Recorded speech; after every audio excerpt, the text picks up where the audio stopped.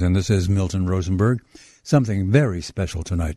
We are in the bicentennial year of a great American war that most people have halfway forgotten. That war is, of course, the War of 1812, which began in June of the year 1812, ended in December of the year 1814. Ran for only about a year and a half. It had great consequences for both the firming up of our own resolve as a nation and, in fact, a considerable consequence for helping to shape the modern nation of Canada. We'll talk about that. We'll talk about the causes and the consequences of that war generally. We'll play some music roughly associated with that war, all to follow as we commence with John Stagg, who is a professor of history at the University of Virginia and is the author of a very important new scholarly book titled, quite directly, The War of 1812. On to that conversation right after the update on this evening's news from Paula Cooper. From the Allstate Studios in Chicago, this is Extension 720 with Milt Rosenberg on 720 WGN.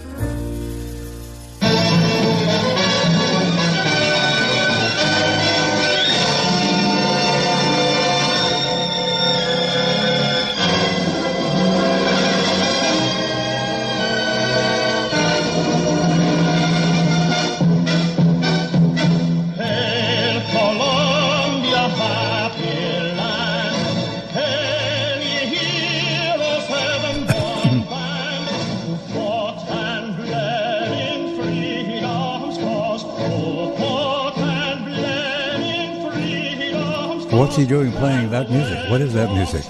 It is considered by some the first national anthem of the United States, Hail Columbia. They played it as they greeted Commodore Stephen Decatur right after he came back from his victory over His Majesty's ship Macedonian, one of the first great U.S. naval victories in the War of 1812. And the War of 1812, of course, is what we are talking about tonight. We missed the actual bicentennial date marking its very beginning. That date was in June 18th, 1812, thus June 18th, 2012 was the 200th anniversary of the beginning. My guest is a distinguished American historian, J.C.A. Stagg, who is professor of history at the University of Virginia, where he has been the editor of some 17 volumes of the papers of James Madison, and he is now the author of an excellent, very, very informative and thought-provoking new book, The War of 1812, Conflict for a Continent. Good evening, sir. Good evening. I've been delighted reading this book, learning a great deal from it. I hope you enjoy your own prose, because I want to begin with a rather lengthy paragraph from your introductory chapter and then get you to elaborate upon it. Thus, I read from J.C.A. Stagg's The War of 1812. In the 9 volumes of his classic History of the United States during the administration of Thomas Jefferson and James Madison, we're talking here about Henry Adams, that appeared between 1890 and 1896, Adams depicted the War of 1812 as a conflict that had commenced without its participants having a clear understanding of why it had done so, while its conduct illustrated both an abundance of human folly and the unintended and often irrelevant consequences of such folly. By imparting these perspectives with the ironical wit and polished literary style that graced his volumes, Adams created a sense of confusion and incoherence about the War of 1812, and its significance, sense of confusion and incoherence about the War of 1812, and its significance that remains with us to this day. Ever since Adams, Americans have wondered what the war had been all about and whether it had even mattered in the larger scheme of things anyway. Wonderful, wonderful comment. And that leads, of course, to the basic question. Did the War of 1812 matter in the larger scheme of things anyway? Well, yes, very much so. It was the last war between Great Britain and the United States. And if you can imagine, had there been more wars between Great Britain and the United States after 1815, and people at the time assumed that there would be. After all, there had been many wars between Britain and France and the American colonies in the 18th century. had those patterns continued in the 19th century, the course of American history would have been very different. Wasn't Britain... so the fact that this was the last war, and the very difficulties of this war, experienced on both sides by the British and the Americans, I think did contribute something to the fact that Great Britain and the United States have been at peace ever since 1815.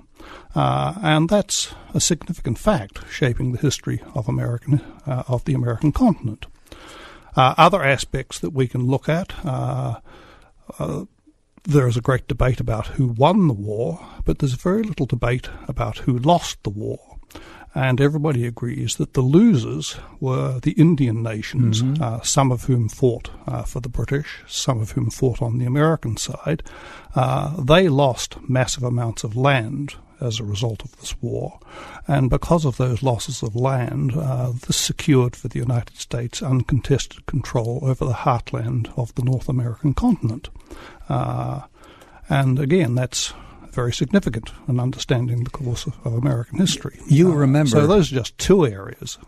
Yes. Let me remind you of the significance of this war and the larger scheme of American history. We are on an ISDN connection, which means that though our guest is at the University of Virginia, he sounds as if he's in the studio. Therefore, we don't have the usual facial cues or hand cues which enable people to request turn-taking. So I would ask you, John, to be aware of the fact that I've got a lot of questions and a lot of comments as well. My first one is to direct you to the greatest major history of war perhaps ever done, and surely the first great history of a war, namely Thucydides on the Peloponnesian War, counting Herodotus more as a gossip monger or traveler rather than as a systematic historian. Do you remember that he raises the question, why war generally? Why does war happen? And he elaborates three basic causes of a war for states, or in his case, city-states, of course.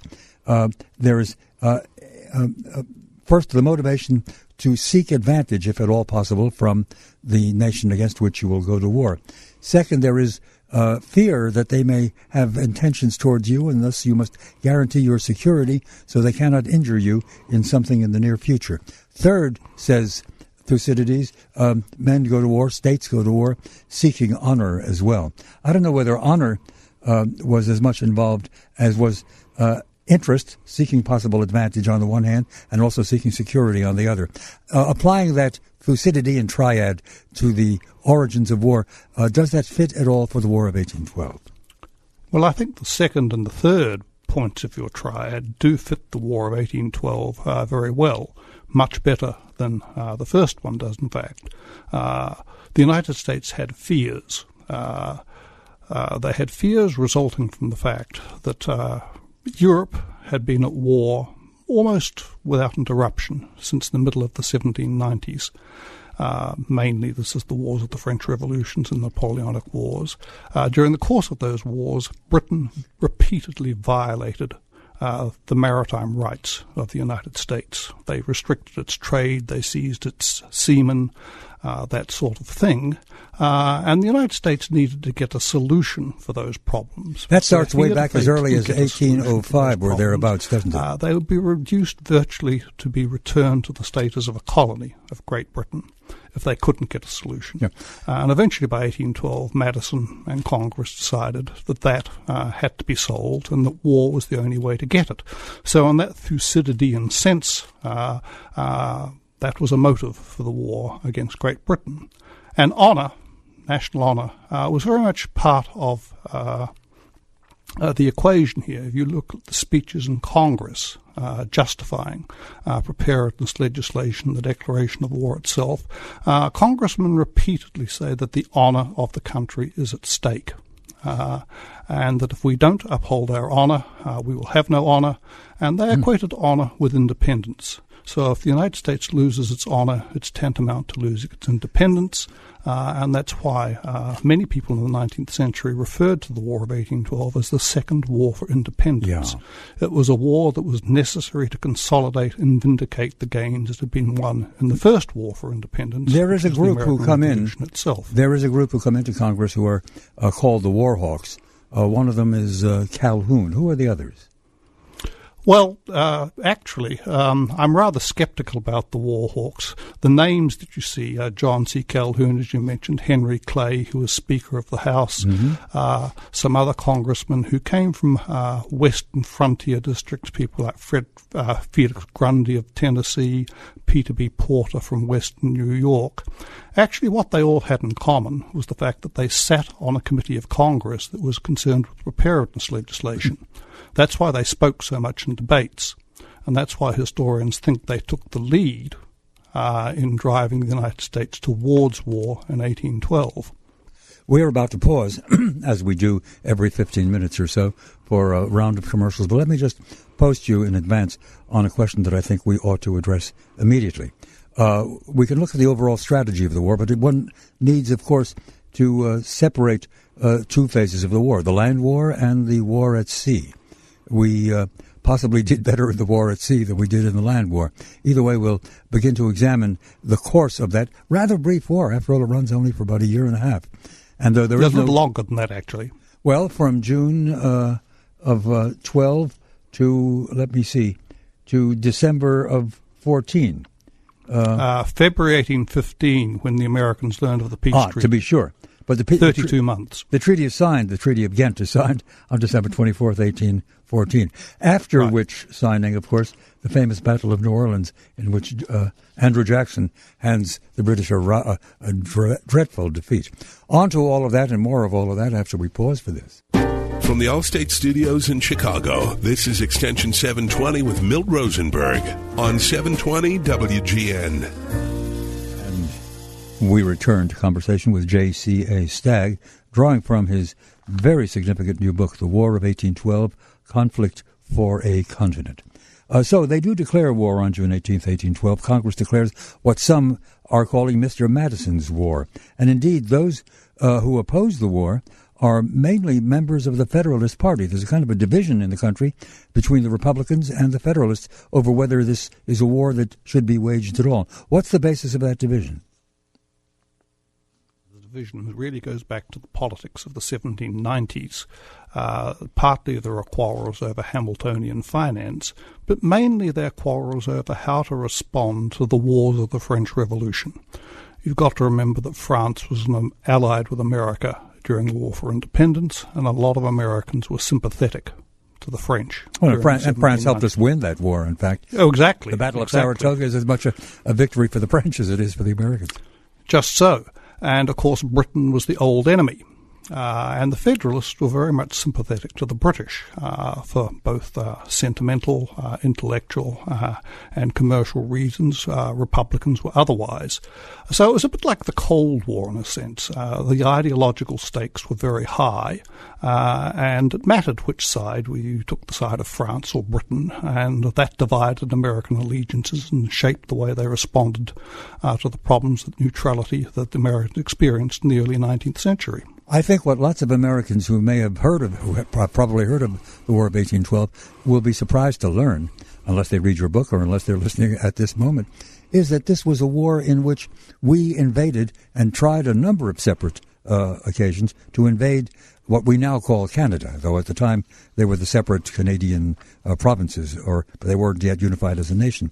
But basically a strong assault into what is now the province of Ontario. That happened a number of times with no great success, I gather. That's right, yes. The question of one of the problems the Americans had to face when they considered taking on Great Britain was, well, just how do you take on Great Britain? It's the world's greatest naval power. It has about 900 cruisers, battleships, ships of the line of various sorts. The American Navy has 16 vessels of all sizes. In 1812. This was one reason why Federalists and many others thought the whole notion of going to war with Great Britain was simply impractical. You can't imagine Americans sailing across the Atlantic and going up the Thames and burning London or anything like that. The only place where you could strike British interests was in Canada itself, or and you know what provinces. What I find so interesting and curious about that, I really truly didn't know this in full detail until reading your book, is that the Canadians against whom we fought were in what is now Ontario, were in large part Americans, either Loyalists who sided with the monarchy during the Revolutionary War and then migrated to Canada, and then other Americans who immigrated still later on but settled in the fertile agricultural sectors of Ontario. So that it's, in a way, Americans fighting other Americans as we try to invade Canada. Yes, that's right. These are the people whom the British officials rather sarcastically referred to as late Loyalists, in the sense that they migrated not after the American Revolution out of loyalty to the British Crown, but because the British Crown offered land on generous terms. It was often easier for settlers in the United States to take up land in Canada than it was in many parts of upstate New York. Well, where did we poke in across the border, and what happened? In 1812, the United States planned a three-pronged invasion of Canada. One was supposed to go from what is now Detroit. There was a series of invasions planned across the Niagara Peninsula, and a third one further east, going up the Champlain Valley towards Montreal. Now, pretty much these were all fiascos in 1812. What happened in Detroit was that the Americans surrendered Detroit to the British on August the 16th. We've just celebrated the 200th anniversary of that a few days ago.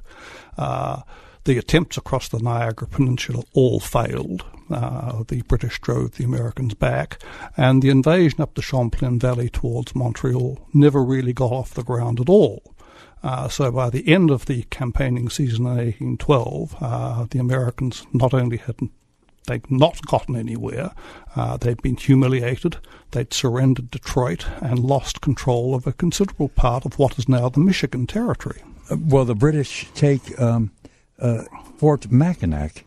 Where is that? That sounds like it's on the Mackinac Peninsula of Michigan. It's at the headwaters of Lake Huron, yes. Do they, in the next year, that is the Americans, do they make another attempt across the border? Yes, they make attempts again across the Niagara Peninsula. Again, these are fiascos. They do retake Detroit after the Battle of Lake Erie in September 1813, and they make another attempt to get Montreal, this time going down the St. Lawrence River. Going down from Lake Ontario down the St. Lawrence River towards Montreal. That Montreal attack ended in a fiasco. They got nowhere near Montreal. But they did get Detroit back. They also managed to burn down some portion of what was then called York and is now modern Toronto. That is, April of 1813? Yes, that's right. Which, in a way, that sets the model for what the British then did to Washington. That was often cited as a justification for the British burning of Washington. I think it's a little more complicated than that, but when the British were attacked for the uncivilized manner of warfare in burning Washington, or burning the public buildings in Washington, the British then turned around and said, well, you damaged York in 1813. Actually, it is a little more complicated than that, but that was the tit-for-tat justifications that were bandied about at the time. This is not just a falsified war or war done only half-heartedly. There is a considerable amount of bloodshed and much suffering, apparently. Well, warfare on the frontiers in 18th and 19th century America was nasty, brutal, and violent. Mm-hmm. You often needed Indian allies to fight the war, and Indians fought wars in quite different ways from Europeans, how they fought their wars. Communication, supply are very difficult. The terrain is difficult. The climate is harsh. It's very difficult to wage war under those circumstances, and there was a great deal of hardship and suffering. Population density is light. If frontier settlements are attacked, they tend to break up. Settlers flee from the violence, and the expansion of American settlement is set back. It's a nasty, unpleasant business. What are the numbers of all of that? Do we have any more or less reliable statistics as to dead and wounded through the whole war? Well, we have some statistics. They're not terribly reliable. The number of battle deaths on the American side is usually given as about 2,200, but that gives you a totally misleading impression. Soldiers in those days were much more likely to die from sickness or from bad medical care than they were from bullets delivered by the enemy. Yeah. And probably somewhere between 5,000 and 6,000 American soldiers died from those causes rather than were killed in battle. And some historians have done calculations which have said probably as many as 15,000 Americans died as a result from all causes associated with the war. Battle death, sickness, wounds, that's regular army, militia, civilians, sailors on warships, sailors on merchant vessels. And what happens on That's a rather higher figure than most people are usually accustomed to thinking about. What is the human cost paid on the other side, on the British side? That's even harder to calculate, but some Canadian historians have sort of said that British and Canadian casualties, and they haven't sort of separated them out, might have been as high as 10,000 if you again had taken soldiers, militia, sailors, serving on warships, privateers. That. Again, it's a slightly higher figure than we're usually accustomed to thinking about. Some of our listeners may be wondering right now, you sound like a Brit. I believe you're an Australian, aren't you? No, I was born in New Zealand. Oh, in New Zealand. Yes. The difference between Australia and New Zealand is vast. One should always remember that. But how did you come? Yes, it is vast. How did you come as a New Zealander to so close an interest in American history during those formative years? Well, I attended graduate school in the United States. I came to the United States to study American history. In fact, in my university in New Zealand, I was enrolled in the first American Studies program in Australasia, which is more years ago than I care to remember. But the interest started then, and it then led to an interest in sort of doing graduate work in American history, and it obviously made most sense to come to the United States. And then I did that. I went to Princeton and then sort of developed an interest in the early Republican period, and finally sort of that led to a focus on the War of 1812. It was a rather circuitous process, but then a lot of things in life are circuitous. Well, I've learned a tremendous amount from this book, The War of 1812, by J.C.A. Stagg. That is published by Cambridge University Press. And we haven't said a word yet about the other major dimension or the other major realm of that war, namely the Naval War, to which we shall turn directly after we pause for an update on the evening's news from Paula Cooper. Extension 720 with Milt Rosenberg on 720 WGN.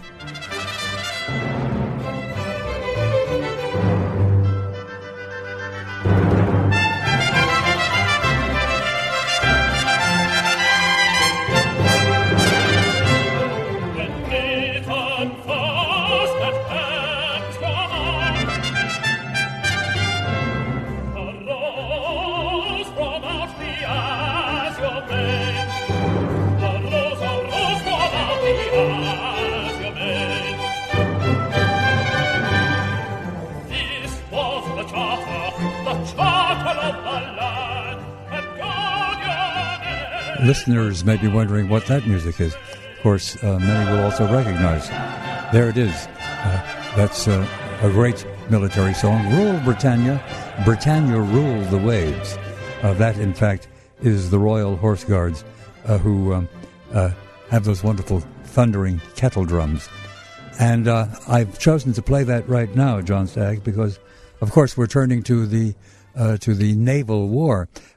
Those 900 ships of the line as against 17 or 18 American vessels. How did that work out? Well, surprisingly evenly, all things considered.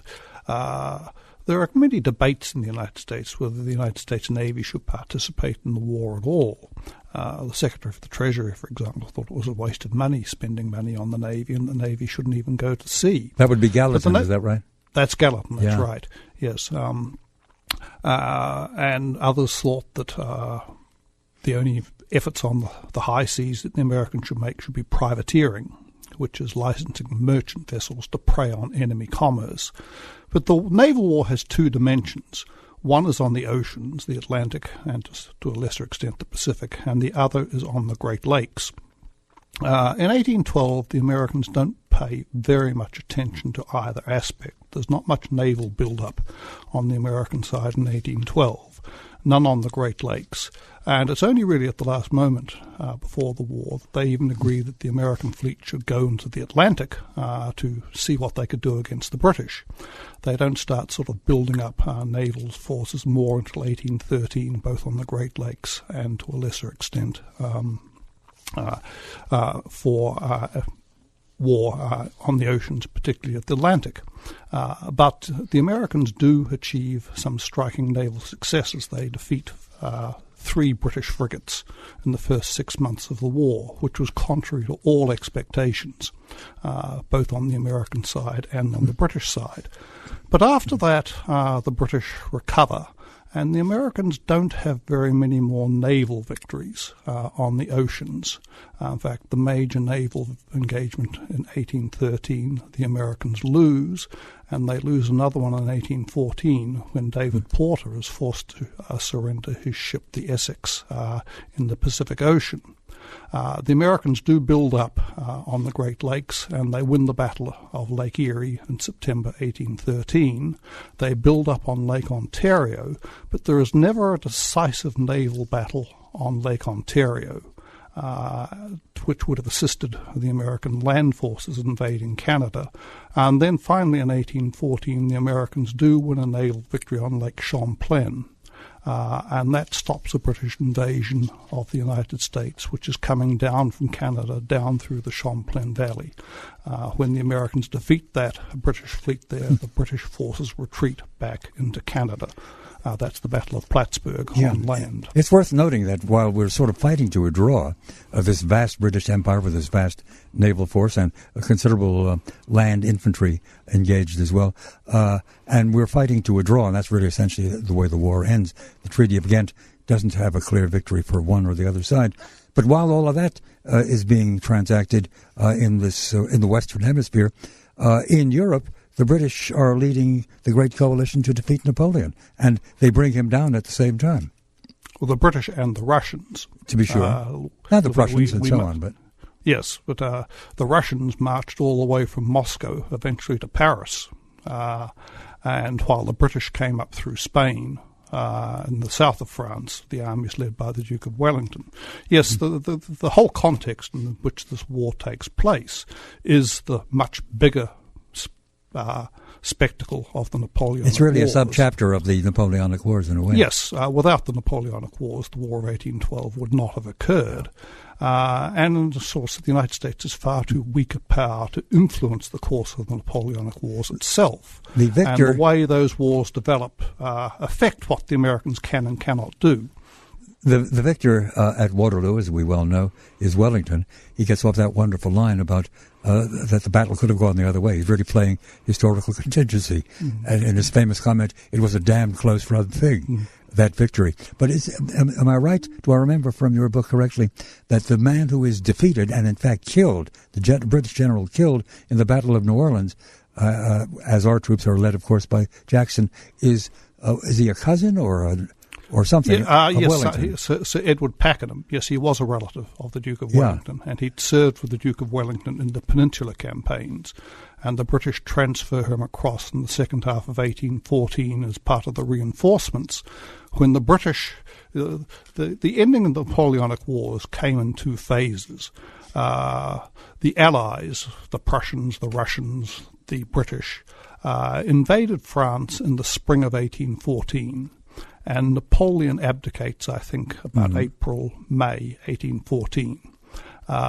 That, of course, changes the whole context in which the American War takes place. Napoleon abdicates and is exiled to Elba. He returns in March 1815 for a brief 100 days rule. He explains, speaking in pure palindrome, able was I ere I saw Elba. Yes. Which reads the same forwards and backwards, of course.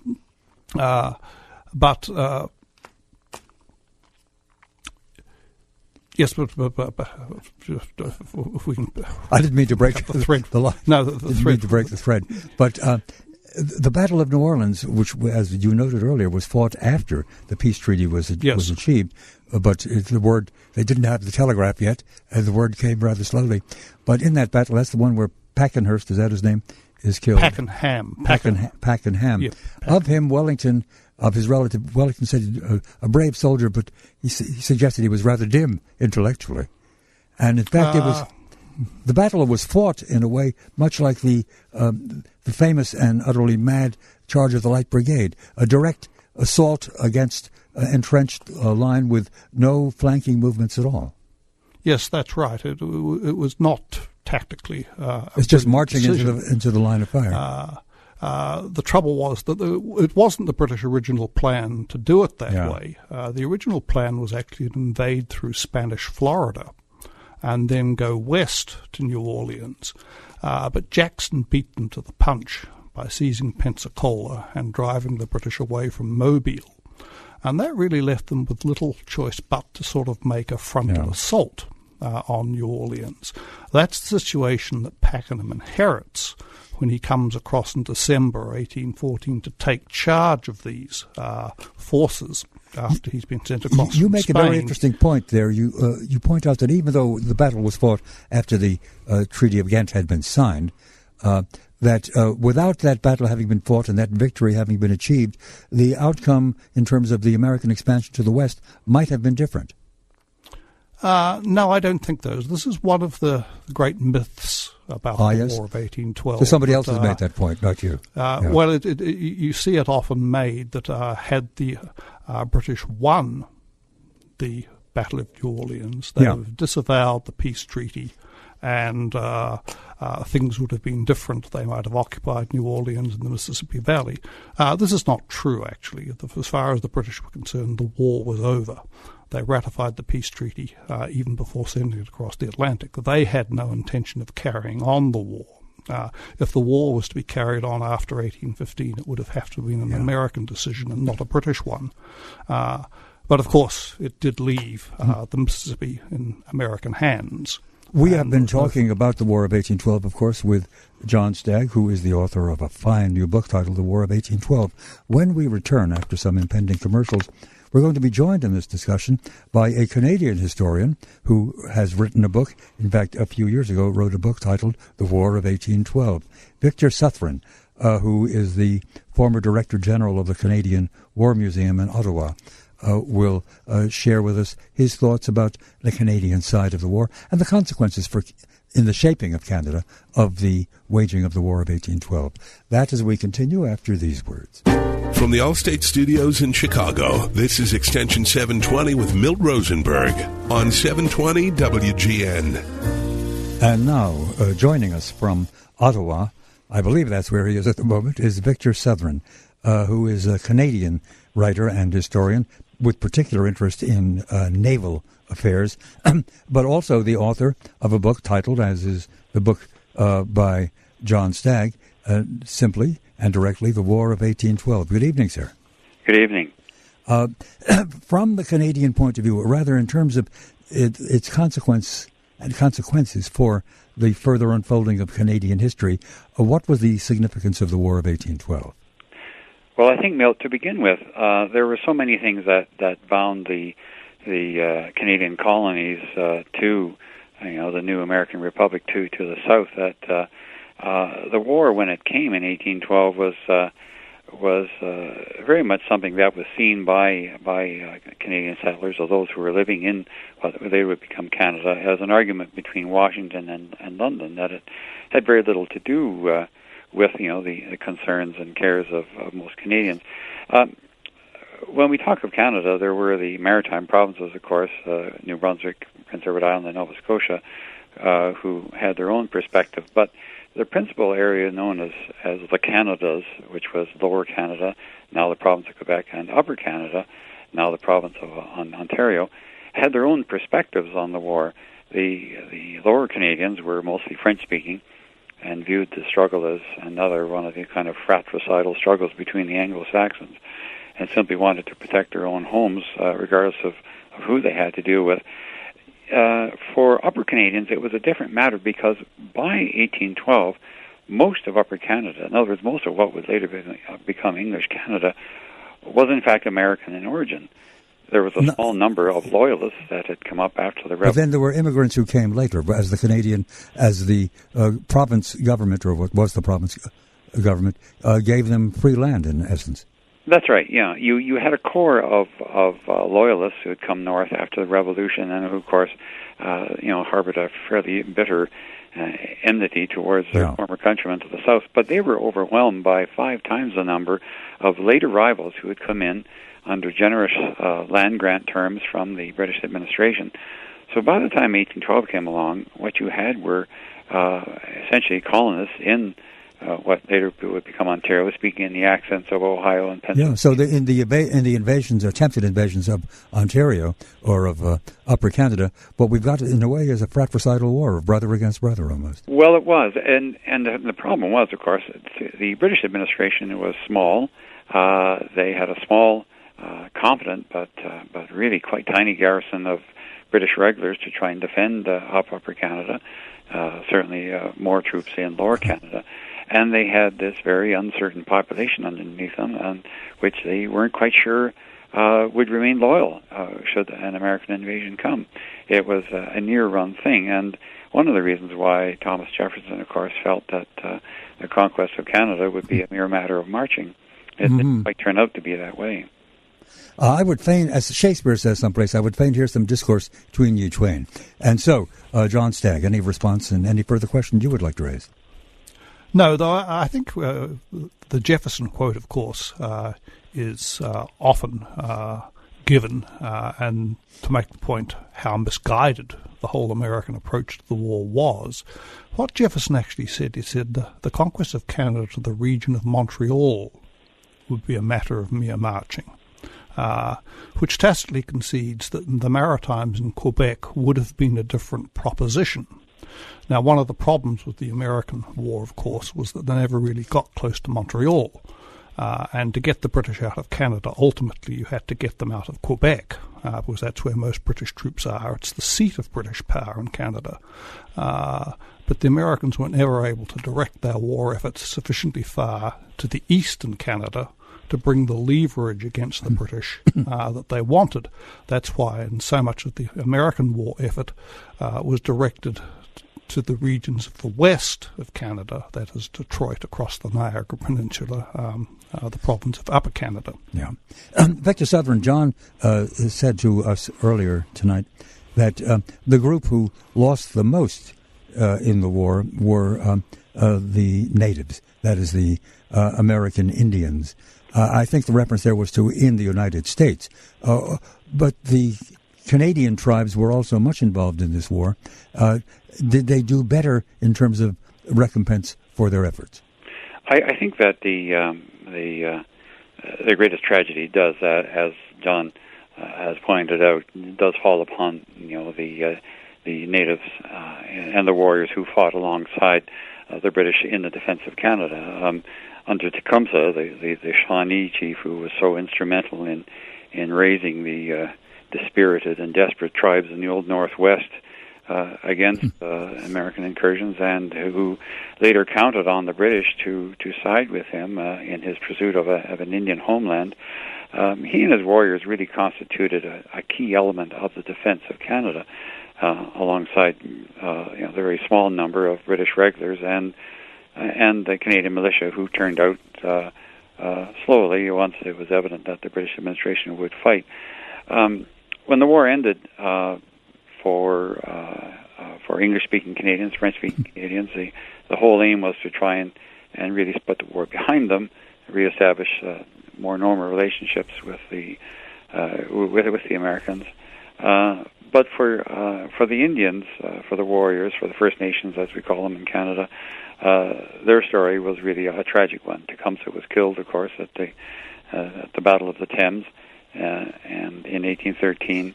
And with his death, really went any serious leadership of the disparate tribes who had been allied with the British. And they began their slow descent into marginalization and poverty, which continued really up until the present day.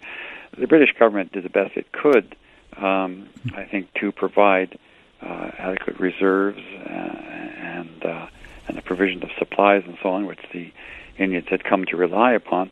But they too were in a circumstance where they were turning their attention back to Europe. It was left to the colonial administrations to deal with the Indian populations, and those administrations had enough on their hands simply carving out frontier societies. There wasn't the enormous animosity towards the Indian that, frankly, existed to a greater degree south of the border. But even so, Indian society suffered as a result of the war, and while the British, the Canadians, and the Americans can all claim to a degree either the myth or reality of victory or success in the war, certainly no success could be accrued to the Indians, even though that they were largely very responsible for the successful defense of Canada. You know, you two are trained historians. I am a mere social psychologist. Thus, I venture in where wise men fear to tread. And I very much enjoy the game of contingency in history and alternative considerations in history. Thus, I presume to put this question: what if the war had not been fought? What if, in fact, the war party had not prevailed in Congress and did not get a majority for Mr. Madison's war? If the war had not been fought, what would have been different in the history that ensued beyond the year of 1812? I think, if I may, John, perhaps I could answer from the Canadian perspective. Please. Go ahead, yes. I think in many respects, the British were restored, and here I'm perhaps speaking of an area I'm not confident in, but the British were restored to a degree of relationship with America, which they preferred, which was one of trade and making use of the enormous and growing American resources that fed into the British economy, rice and cotton and so on, timber. For Canada, the colonies of British North America were, because of American settlement, particularly in English-speaking Upper Canada, I believe there would have been a slow and fairly steady movement towards absorption in the United States. The American arrivees, if you can call them that, in Upper Canada brought with them the same insistence on local government, on selectmen, on town councils, on this kind of thing, which was not what was available in Upper Canada at the time. Democratic freedoms were not as extensive in Canada as they were already in the United States. And I believe that economic pressures, the natural north-south flow of trade and activity, which is more the case in North America than east-west, really, would have led to absorption eventually. Even in the 1840s, there was a very strong annexation movement based in the English-speaking population in Montreal. My personal feeling is that had the war not been fought, everything that Henry Clay wanted, which was to remove the British presence from North America, might have come without a shot being fired had the war not taken place. Well, what an interesting speculation. You're saying that if the war had not been waged, a good part of what is now modern Canada might be part of the United States instead. I think so, because we had so many shared values. Essentially, it was a brother and sister society already by that point. The problem was that the bitterness that the war engendered, and the fact that the American settlers in Canada were forced to choose whether they would stand aside while the American troops, who didn't behave very well when they came to Canada, burned out their mills and farms and so on, or whether they would take up arms and defend their new homes. If the Americans hadn't been forced to make that choice, they might have not, by 1814, have realized when the smoke and dust settled of the war, that they didn't know who they were yet, no idea of being Canadians had perhaps arisen. And that has led you to a fascinating counterfactual consequence, namely, nations would be different. We're about to pause. They certainly knew who they were not anymore. Yeah. They weren't Americans anymore. I'm rushing a bit because we must pause for an update on the news, but I'm very interested in how John Stagg would respond to that particular counterfactual speculation. Would the shape of the nations be different if the war had not been fought? We'll return directly to both John Stagg and Victor Southron after a full update on the evening's news from Paula Cooper. From the Allstate Studios in Chicago, this is Extension 720 with Milt Rosenberg on 720 WGN. Our guest from the beginning of the program has been John Stagg, who is professor in the Corcoran Department of History at the University of Virginia and is the author of a new book titled The War of 1812. And now we've been joined as well by Victor Southron, who is a Canadian writer and historian and is the author of another book titled The War of 1812. He is as well the former Director General of the Canadian War Museum in Ottawa. And let me go back to John Stagg on this. Do you agree with the counterfactual consequences that we've just had offered in speculation by Victor Southron? If the war had not been fought, much of Canada would be now part of the United States. Well, I can certainly understand why Victor says that, because if you look at the history of American expansion in the 19th century, there's a pattern. And I'm talking about places like Florida, Texas, California, Oregon, and Hawaii, all of which became part of the United States at various points in the 19th century. What happens in these cases is that groups of Americans leave the United States and settle in these areas, which are under foreign jurisdiction at that time. They leave mainly for economic opportunity, for land and things like that. They build up a critical mass, and then at a certain point they get into some sort of collision with the local authorities, which creates a crisis, and in many cases the American community then hauls up the American flag and screams out to Washington to come and rescue them. What happened as a result of the War of 1812 was that pattern of Americans going to these jurisdictions was disrupted, as Victor pointed out.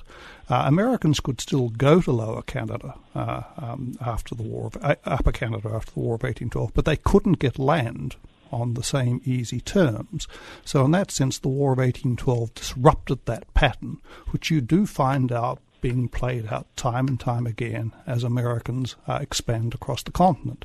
So in that sense, the war deflected American expansion south and west and short-circuited it to the north.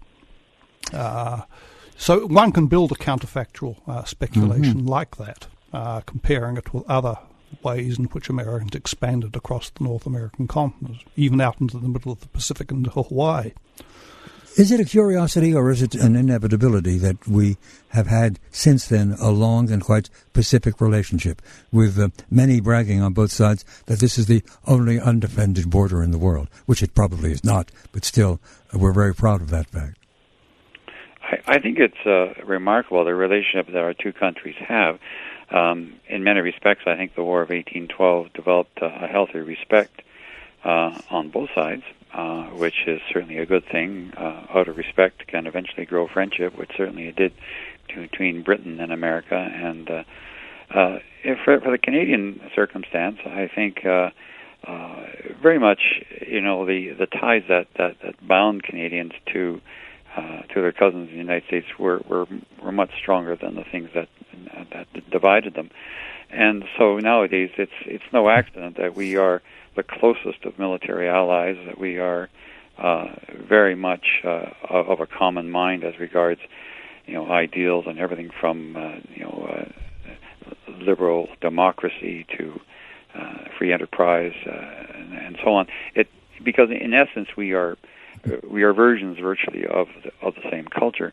What did change, I think, as a result of the War of 1812, was that there was a separate identity established where perhaps one might not have arisen otherwise by the necessity to fight for one's country, as America had done over 30 years before. In 1812, Canadians of whatever origin had to fight for their country, and they did quite successfully.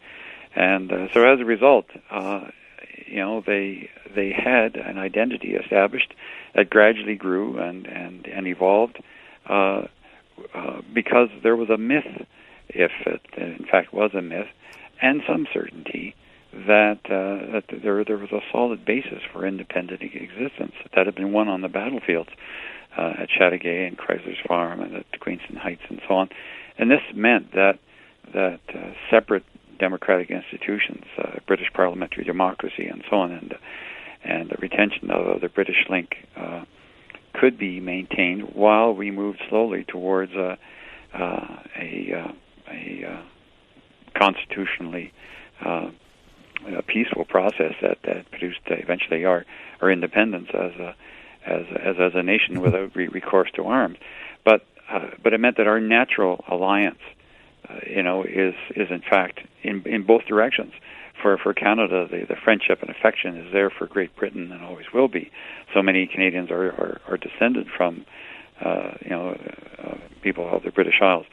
But our natural affinity, our cultural ties, our likes and dislikes, and our simple liking is towards Americans. So in many respects, we are the most natural of allies.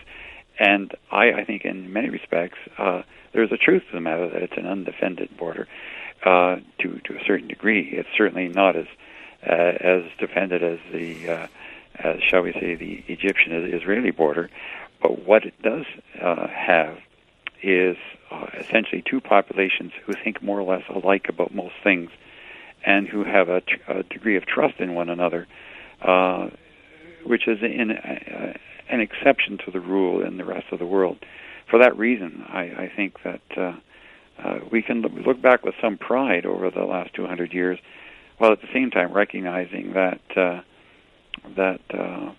stalwart people fought for what they believed in on both sides, and that led to a respect that has led to an enduring and I think permanent friendship.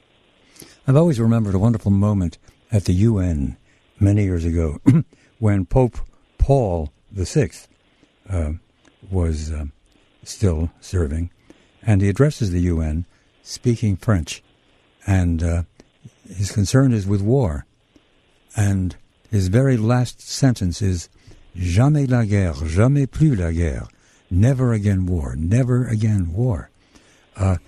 We've probably lost 20 or 30 million people in the wars that have been fought. Well, maybe that's an exaggeration. Possibly 8 or 10 million people in the wars that have been fought since he urged that upon the nations of the world. But clearly one cannot conceive ever again any sort of war between the U.S. and Canada. No. But can one conceive ultimate unity? You remember that Winston Churchill, in the last phase of his life, and perhaps even, during World War II, did come down for the ultimate establishment of what he called the English-speaking union. Mm-hmm. I think there's a lot to be said for a belief that we will draw closer together in many respects. But I think it would be faulty to think that because we are similar societies, that we are identical societies. In Canada, we elect those whom you appoint whom we elect, and so on. And we have a parliamentary democracy that doesn't that doesn't function rather like a republican system. There are enough cultural differences that we guard jealously here, as you do yours. Yeah. That there will always be a sense of separate identity. But I think what may occur is, we already have closer ties through NAFTA and through the North American Air Defense Agreement with the bilateral defense agreements, the integration of our trade, the fact that we are your largest supplier of oil and it's a secure and permanent source of energy for the United States. We may have a much closer relationship, perhaps even closer than the Europeans will ever establish amongst themselves. But I don't see us being absorbed because why do so? I think since we've been using French, vive la différence. Mm-hmm. In many respects, we have two fine and honorable traditions of national development, and out of that, I think, can grow and will remain, I think, a very respectful relationship. I imagine we get an assent on that from John Stagg. Am I right? Well, yes. Well, a qualified assent and dissent. There's much talk of throughout history of some sort of unions or federations between English-speaking peoples. You mentioned between the United States and Canada.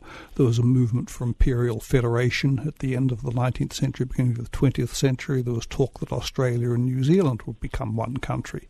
Now, none of this ever happened, actually, because of the reasons that Victor mentioned. In the case of Canada and the United States, and I may risk offending some sensibilities here, I don't think it will happen. But I did wonder a few years ago, when the prospect of Quebec Secession was a much more lively prospect than it seems to be now, what would happen if Quebec Secession did become a reality? This is a difficult subject. Speaking of memories of things said in French, you remember that de Gaulle, when in power, addressing, I guess, from the City Hall of Quebec City, ends his oration with "Vive la Québec libre." Yes. Long live a free Quebec. Should that happen, what would the English-speaking parts of Canada do? Would they be their own countries, or would the prospect of federation of with the United States become a much more realistic or possible outcome than it is now? Well, isn't it the case? I don't know. I don't know if I'm rubbing Victor's sensibilities as a Canadian the wrong way by mentioning that, but it was something that did occur to me when Quebec Secession was much mooted a few years back. We do have that as a constant thread through Canadian history, and even after Confederation in 1867, when the Canadian colonies joined together to form the nation, there was always a percentage of the Quebec population that wanted independence, and that's been a constant theme. And the challenge to Canadian federalism has always been to try to maintain, almost ahead of its time, on almost a European common market, a European community in a way, because you have almost two nations existing in the bosom of a single state, to misquote Lord Durham. But what it meant was that the constant challenge for people who can see the value of French and English working together in Canada, the constant challenge is always to make that relationship work. And by and large, although there have been some near-run things, in referendums in province of Quebec, I've almost voted for separation. By and large, that federal relationship has survived. Now, what might occur if Quebec did in fact vote to secede from the Union, if I can use the term? Would the maritime provinces become like your state of Alaska, a separate geographically region, but nonetheless, governed and part of the rest of Canada? Or would the enormous pressures, mostly economic, lead Canada to move inexorably towards absorption by the United States? My own feeling is not. I think that there is sufficient independent character and culture and society in English-speaking Canada that would probably prevent that. But stranger things have happened in history. Gentlemen, these are fascinating speculations, and I do much appreciate the very strong contribution you're both making to the program. I am the guardian of the commercials, and we're overdue for a quick pause for those. But even before we do, it is time also to invite telephone calls. And we're talking not only about the War of 1812, but apparently we're talking about the continuing relations between the two great nations of Canada and the United States. Anything you want to ask along those lines, or anything you want to offer by way of further thought or reminiscence? And for that matter, we'd love to hear from some of our Canadian listeners.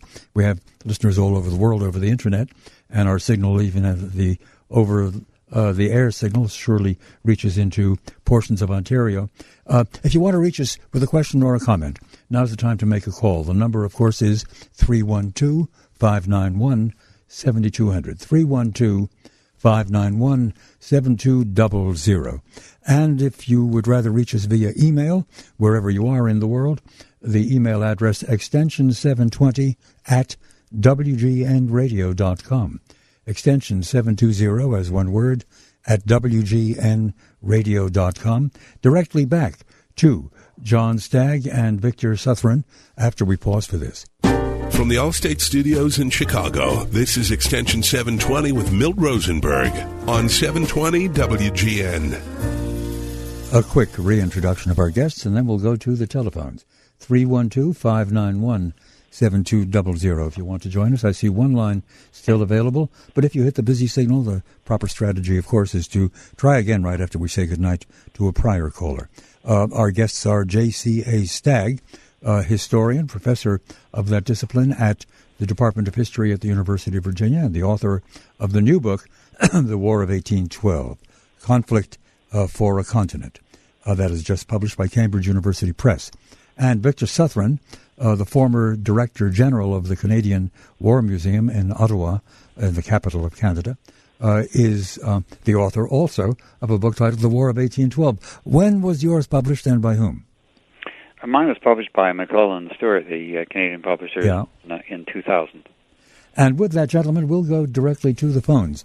312-591-7200, and first up is Tom. Good evening, sir. You're on the air. Yes, good evening. Excellent show again, as usual, Milt. Since this is Chicago, I understand that there was a battle of the War of 1812 that occurred either at or near Chicago. I believe it was at Fort Dearborn. Is that true? Can you guys elaborate on that at all? I'm sure they can, gentlemen. Yes, John? it is true. There was Chicago existed to the extent that there was a settlement at Fort Dearborn, not a very large one. That's literally only steps away from where I am sitting at the moment. Well, I believe there's a marker on Michigan Avenue somewhere. There is. We're just across the bridge from that marker. Yeah, and I think what happened in August 1812 was that the commander of the American garrison there, a man called Nathan Heald, received an order from William Hull, who was literally holed up in Detroit by Brock and his Indian allies, to evacuate Fort Dearborn to move to Fort Wayne in the Indiana Territory. Now, being a good officer, he seems to have obeyed that order, though he must have known that there were tensions between the settlement at Fort Dearborn and the surrounding Indian population. There had been tensions between them for some time before 1812, and when he left the fort, most of them were killed. It used to be known as the Fort Dearborn Massacre. Now we find that terminology a little bit politically incorrect, and I think it's now referred to as the Battle of Fort Dearborn. But certainly, yes, there was a conflict, an engagement between American forces and Indians in August 1812 near Chicago. Victor, anything you want to add on that? No, John has given it quite succinctly. Gentlemen, we're about to pause. I'm a little bit late on my schedule. We pause for an update on the news, and then directly back to the phones. We've got all the lines filled. For those who are trying to get through, try again after we say goodnight to a prior caller, as indeed we are about to do to the first caller. And the number remains 312-591-7200, right back after the update on the news from Paula Cooper. From the Allstate Studios in Chicago, this is Extension 720 with Milt Rosenberg on 720 WGN. And we go directly back to the calls. Here is a Canadian listener, Colin, someplace in Ontario. Where are you exactly, sir? Yes, good evening. I'm in a place called Severn Bridge. It's in cottage country, about 150 kilometers north of Toronto. Delighted to hear from you. Please go ahead. Yes, okay. Well, I wonder what your guests think of this geopolitical scenario. It would be an evolution of sorts, but let's say 50 years down the road, could they envisage North America splitting along lines such as California through Oregon and Washington up to British Columbia, them joining together into a state of some kind, and perhaps the central region, the prairies, which would have a lot in common with the Midwest, and maybe the eastern states gathering together. It may seem a little bit far-fetched, but then the Soviet Union has broken up. It's been balkanized. Who would have ever thunk that at a certain point? So, interesting speculation. John Stagg. Well, I could imagine it happening, but I couldn't imagine it happening absent some sort of massive sort of political crisis or economic crisis of some sort, the nature of which I can't quite envisage. I don't see it happening simply as a result of natural evolution. Seems to me the one sundering that might well be conceivable in the future, if not the immediate future, is in fact the one to which Victor made reference earlier, namely Quebec finally splitting off from the rest of Canada. That still is a strong movement, though not as strong as once it was, or so I have been informed. Am I right in that, Victor? Yeah, that's right. There is a provincial election, in fact, underway right now, in which the Parti Québécois, which is the independence party, is running strongly, and the leader has sworn that she will a referendum if they're successful. So again, the specter has been raised, as it has for the last century in Canadian history of. Well, maybe they'll go, maybe they won't. It's a dicey game that always keeps the people holding the Canadian Federation Day together scrambling. Well, language is really an important thing, isn't it? One thinks there's a parallel, which in a very different country, but still the same process is going on because of the two different linguistic communities. It's Belgium I have in mind. And they speak Dutch or they speak French, and those are really very separate cultures right now with a considerable mutual antagonism. I think we're lucky in Canada in the sense that that mutual antagonism really doesn't exist to the extent that it may do in Europe. Yeah. There certainly are two solitudes, as one Canadian author once said about our societies.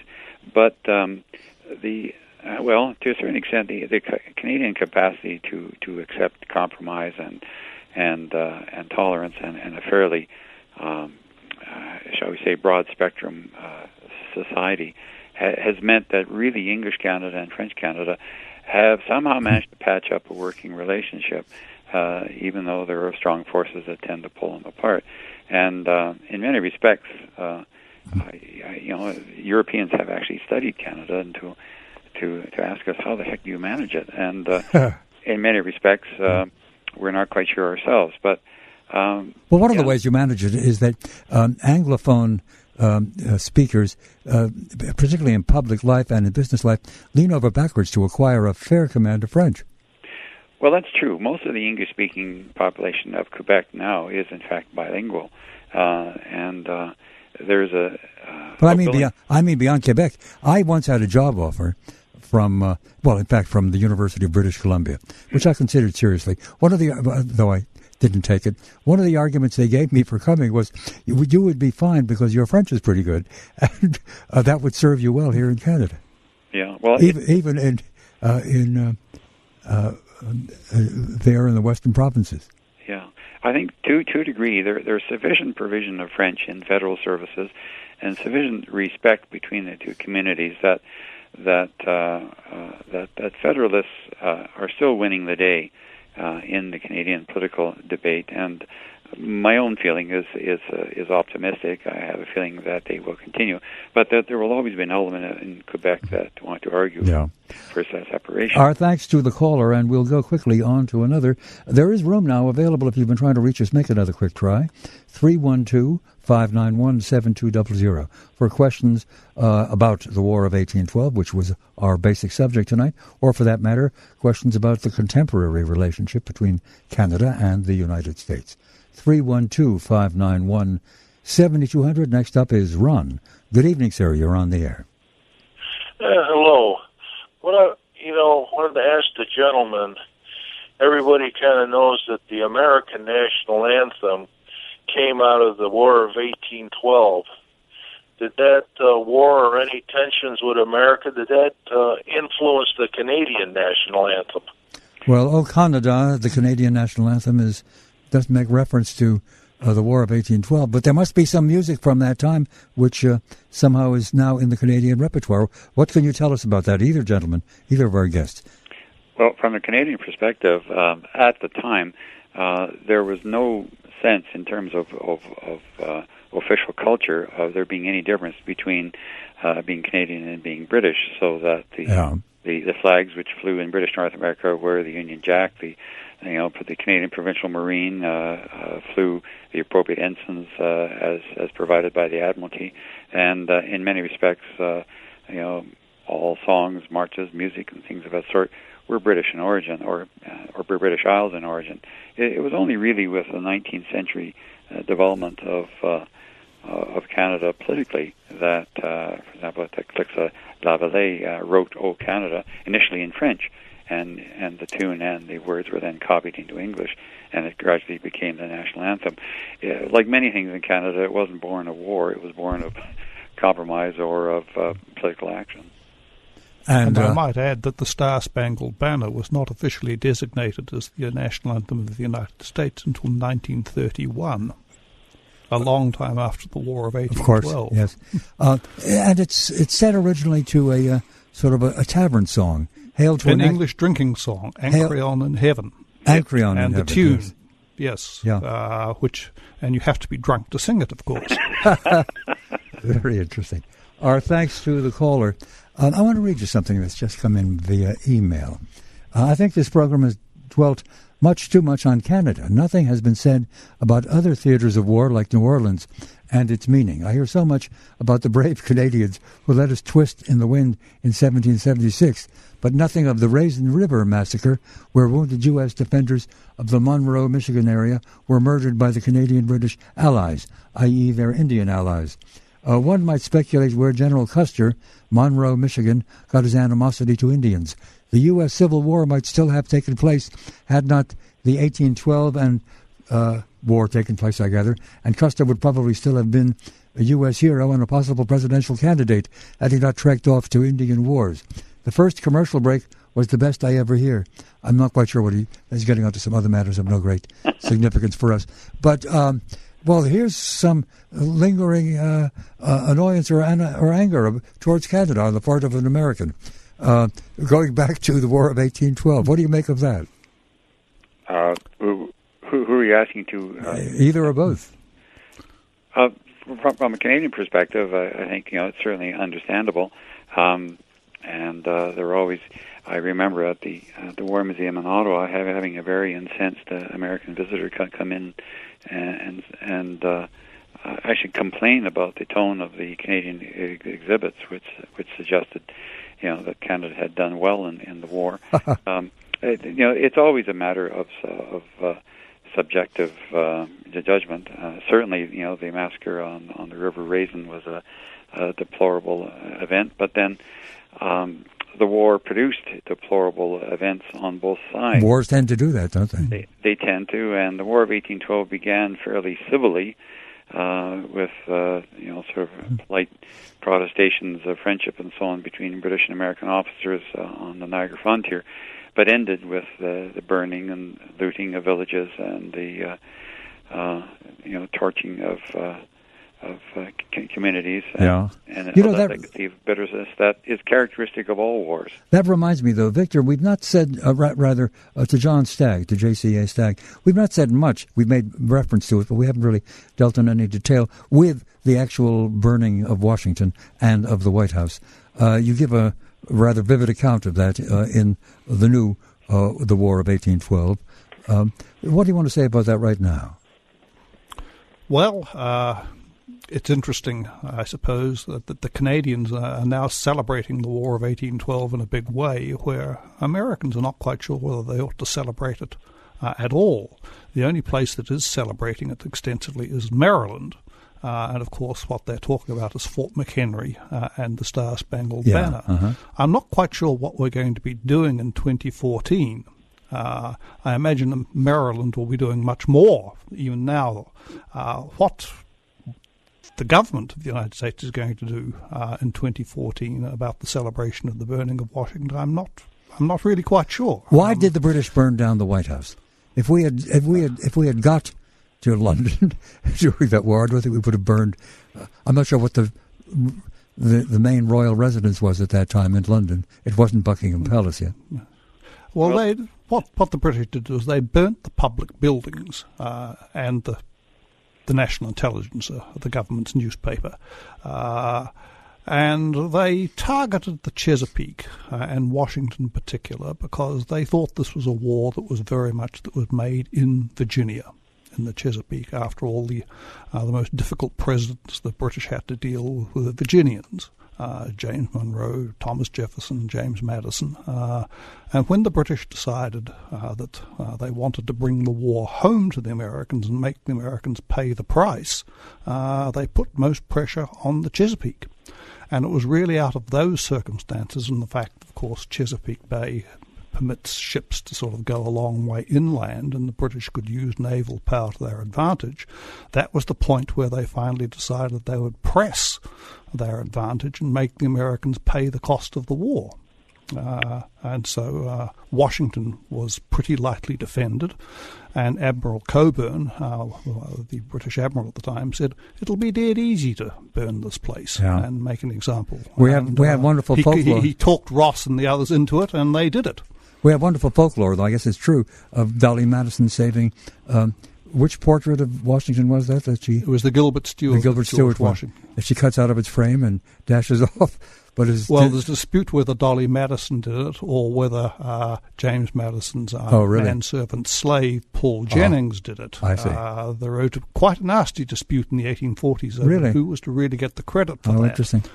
I imagine Dolly Madison didn't do it literally. She may have given the orders, but I imagine Paul Jennings and a couple of other history people does tend to simplify.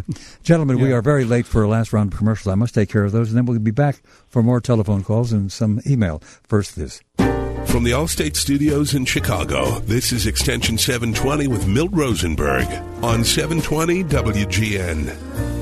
Before we go back to our guests and to more phone calls, a word about tomorrow night's program. Curiously, and as a matter of accident perhaps, we're doing two history programs in a row. Tomorrow night, we're titling the program The Anatomy of Revolution. That's a title borrowed from a famous book by a Harvard historian, Crane Brinton, a book done many decades ago, in which we'll be searching as we talk with people who've studied, and we'll have four guests tomorrow night. One has studied the Russian Revolution, another the American Revolution, another the French Revolution, and another the ongoing, if one might call it that, Iranian Revolution. And we'll ask what similarities are to be found, what intrinsic differences, and can one predict from the history of prior revolutions what ultimately will happen or is now happening in Iran? That's one focus we might take. We return now to John Stagg and to Victor Sotheran, and directly back to the next caller. That caller is Mark, who joins us at WGN Radio. Good evening, sir. Good evening. I'd like to ask some questions about the politics on the American side during the War of 1812, particularly concerning the Federalists and Henry Clay. Now, the Federalists, I understand, were generally opposed to the war effort, or they didn't want to take a real aggressive approach to their relationship with Great Britain. Now, Henry Clay, he was a Federalist too, but my understanding is that he was pretty aggressive about it. Now, what it seems like a contradiction. What gives here? Let's seek clarification from John Stagg. Well, it can be clarified quite simply. Henry Clay was not a Federalist. Oh, okay. He was a Republican. Or a Democratic Republican? A Democratic Republican or a Jeffersonian Republican, whatever term you use. That accounts for it. All right. The Federalists were solidly against the war. Not one Federalist in Congress voted for the war. But Henry Clay was a Republican who was strongly for war. Well, why were So that resolves the contradiction. Why were the Federalists so opposed? And perhaps I misunderstand some more, because I thought that the Federalists were fairly strong on the east coast of the United States, and my understanding also was that the eastern areas, the coastal areas, were very much involved in maritime trade. And one of the big issues of the War of 1812 with the British was their interference with American trade with Europe, particularly. They didn't like the idea of Americans trading with the French. And, it would seem on the surface that the Federalists would be, based on that, more enthusiastic about going after the British. Because Sir, I must interrupt because time is rather short, and these speculations detain us a bit in too particular detail. But if you wanted to add anything in response, John, please do so now. Well, it's true that the Federalists are stronger than the East and the West, and they were concentrated more in New England. Why they were against the Republicans was that before the war, the Republicans tried to deal with British maritime depredations by cutting off trade. And that hurt New England Federalists and East Coast Federalists, who are very much tied up with maritime commerce. So they saw this government of Republican Southern planters ruining trade. And they preferred to take their chances rather than have the government cut off their own economic livelihood. And their opposition to the war was an extension of that attitude, because war makes conditions of trade even more hazardous. So Federalist opposition to Republicans, the war grew out of Federalist opposition to Republican foreign policy generally, which relied on cutting off trade as a way of dealing with America's foreign policy problems. Okay. Thank you, sir, for the call. And before we close out tonight, I do want to read at least one comment about the new book by J.C.A. Stagg. Andrew Caton of Miami University says, "This is the most judicious general overview of the War of 1812 with which I am familiar. J.C.A. Stagg long ago established himself as a leading authority on President James Madison and his administration's handling of this too often neglected conflict. It is a tribute to Stagg and a boon to readers that he has been able to condense his immense expertise into such a readable and insightful book." And indeed, I have found it extremely readable, very beautifully crafted, in fact, and most illuminating to me. Gentlemen, a last question to the two of you, if I may. I don't know whether one declares a victor. I suppose that argument persists 200 years after the beginning of that war. And basically it looks as if the war was a draw. They decided to just call it off without waging to the end where one exhausted party yielded to the other. Do we have much of that sort of thing in history? That is, wars which are called off without decisive defeat by one against the other? And is that perhaps the best way to end a war, if you can? Victor Southron. I think there have been examples of engagements between South American republics, where you've had border flare-ups between Latin republics in South America and so on, that have ended with no consequences and so on. As to other examples through history, I really couldn't quote too many because more often when a fairly industrial or well-organized society engages in war with another one, it tends to be an all-out process. Yeah. John Stagg, your thoughts on the same? I was thinking similarly of Latin America. Rebellions against Spain and Cuba in the 19th century, and I suppose more recently the Iran-Iraq War. Who won that one? Both sides lost that one, in essence.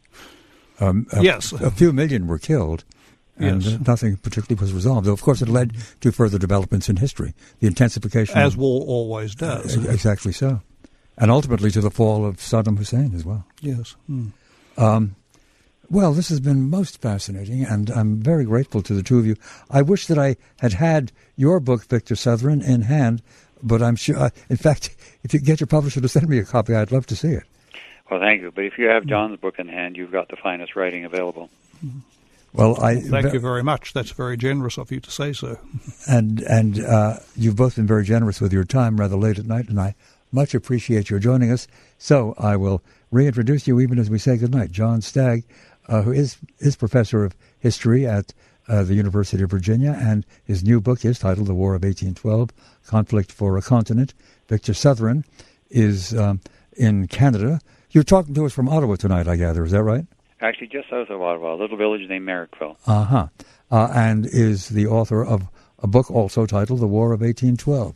So again, gentlemen, my thanks to both for an excellent evening that I much appreciate your joining us with or for, though one shouldn't end, as Churchill said, any sentence with a preposition.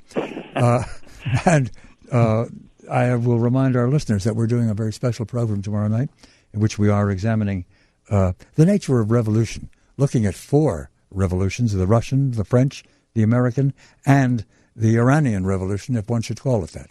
I guess one should call it that, though whether you can find commonality which ties them and binds them all together is something towards which I've got some doubt. But that's the question I will raise with my guests. Those guests are significant academics from various universities around town or around the area. And we have other fine programs lined up for next week. I don't have time to tell you all about them, but we will be here through the week, next week as well, of course. Until tomorrow night at 10, my thanks again to our guests. Thanks to all for listening, and a most cordial good night.